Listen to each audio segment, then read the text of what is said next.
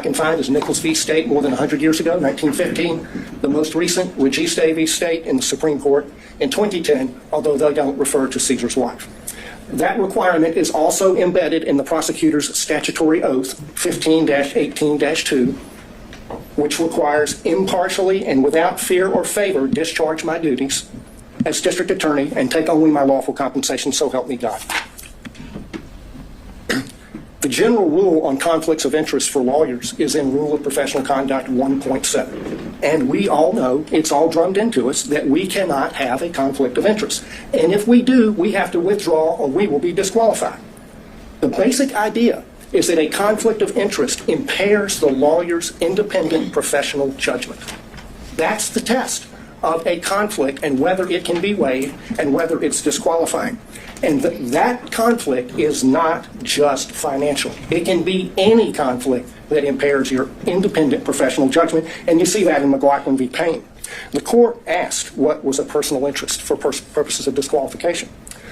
It's anything that impairs professional judgment. That's reflected in the ABA standards that were quoted by Mr. Merchant, which list the prosecutor's personal, political, financial, professional, business, property, or other interests or relationships, and that's really embedded in the prosecutor's oath to act impartially.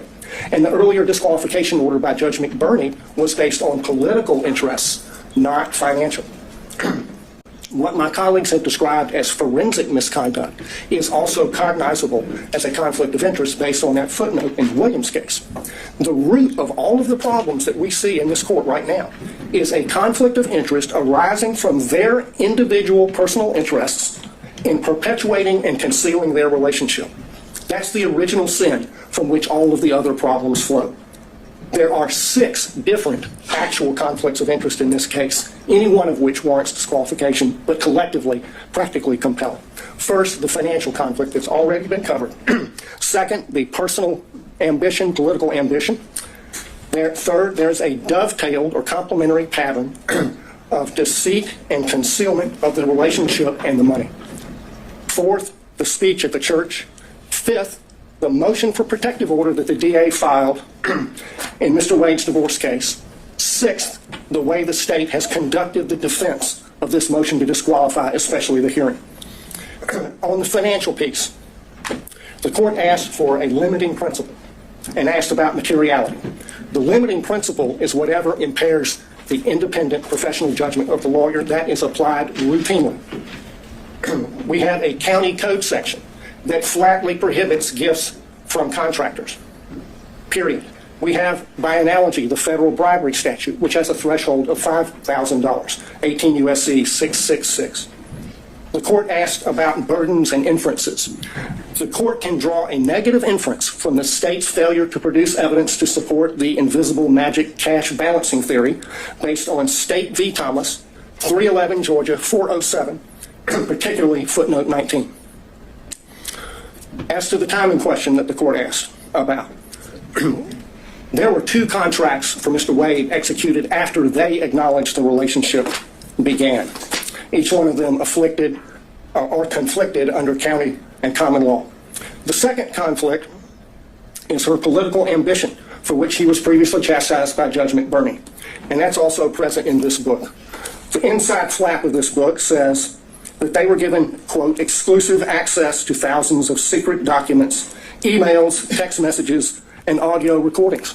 The court has twice denied defense motions to unseal special purpose grand jury materials. She helped herself to get the glory of this book. I introduced certified copies of a number of county code sections. I'm not going to walk through those, but I'll tell you why they matter. The stack of law from the state constitution down to the county ordinances imposes a regime on the DA under which she has 3 obligations. She has to go to the county commission to get approval to pay him like she did. She cannot accept gifts from a prohibited source. She has to disclose the gifts that she received. She evaded all of those requirements. Section 2-69 of the county code prohibits gifts from prohibited sources, which he was. There's no boyfriend exception. The disclosure forms, the evidence is sufficient for you to find that her disclosure form for 2022 is false, and that it is a false writing. That's an actual conflict of interest between her duty legal duty of disclosure, her legal duty of candor as a prosecutor, and her private and personal interests in concealing the relationship, concealing the gifts, and keeping the gravy train rolling for as long as possible. His part in the pattern of concealment is a story you see in many divorce cases. The husband is hiding things from his wife. How much money he's making, the other woman, and what he's spending on the other woman. And he got on that stand, lied in his interrogatories, and he got on the stand and he lied about lying in the interrogatories. And the lawyers for the DA's office, they just sat there and let him do it. They did nothing to correct obviously perjured testimony. In and of itself, that warrants disqualification of every one of them. The reason they lied and covered it up was to avoid the trouble they're in right now. That served their personal interests to the detriment of their public duties as prosecutors. The speech at the church. I want to focus on why she did that. Mr. Gillen talked about that. She did it to deflect attention from her own misconduct and that of Mr. Wade. She violated her public duty as a prosecutor to serve her personal interests and the personal interests of her boyfriend. That is a disqualifying conflict between her personal interest and her public duty that is actual, operational, and materialized, and it rests on undisputed facts. The next thing that she did that was a disqualifying conflict of interest was the emergency motion for protective order that she filed in the divorce. I filed a certified copy of that as Exhibit 37. She sought a protective order under the Apex Doctrine on the grounds that she's the DA. The whole filing is expressly predicated on her status as DA. In fact, she never lets you forget it. She says it 27 times in 12 pages. In that filing, speaking as DA, she said, the circumstances, quote, suggest that defendant Joycelyn Wade is using the legal process to harass and embarrass District Attorney Willis, and in doing so is obstructing and interfering with an ongoing criminal investigation. In the prayer for relief on page 11, she asked for 6 months to, quote, complete a review of the filings in the instant case, investigate and depose relevant witnesses with regard to the interference and obstruction this motion contends. There's no sugarcoating it. That's a clear violation of Rule of Professional Conduct 3.4H, which prohibits lawyers from making threats of criminal prosecution to gain advantage in a civil case. She abused her power. She abused her position to threaten her boyfriend's wife with criminal prosecution to gain advantage for herself and her boyfriend in her boyfriend's divorce. She violated her public duties not to make that kind of a threat in order to serve her private personal interests and those of Mr. Wade. Another actual operational conflict. The last category is the conduct of the defense of this hearing. There were a lot of objections made based on attorney-client privilege during Mr. Bradley's testimony. Most of those objections were made by the state. But the privilege being asserted does not belong to the state. It belongs to Mr. Wade. That shows that the DA's office is serving the personal interests of the DA and Mr. Wade in carrying out further concealment and cover-up of their relationship, and not the cause of justice they are sworn to serve. That is a conflict of interest.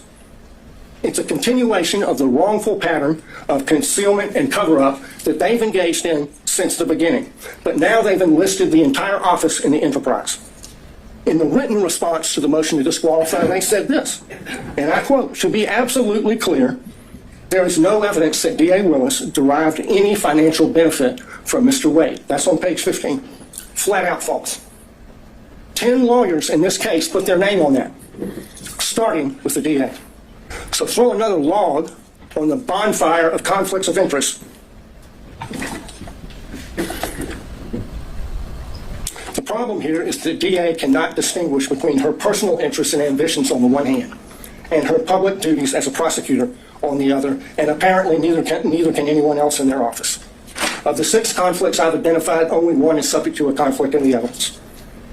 This is a case study in what happens when you operate under a conflict of interest. It's put an irreparable stain on the case. Think of the message that would be sent if they were not disqualified. If this is tolerated, we'll get more of it. This office is a global laughingstock because of their conduct.